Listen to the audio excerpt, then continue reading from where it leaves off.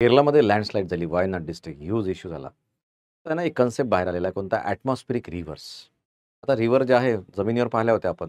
परंतु जे आहे तुम्ही एक एअर मास नावाचा कन्सेप्ट असते. म्हणजे ज्याला mass of air which has a homogeneous physical properties particularly. तसं ह्यूज वायुराशी ही जेव्हा मॅरिटाईम एरियामध्ये म्हणजे समुद्रावर ट्रॉपिकल एरियामध्ये तयार होते. Air mass maritime tropical air mass म्हणतो आणि हा जेव्हा ॲटमॉस्फिअरमध्ये एका म्हणजे साऊथ टू नॉर्थ म्हणजे असं ट्रॉपिक्सकडनं जे आहे मिड लॅट्यूडकडे जातो.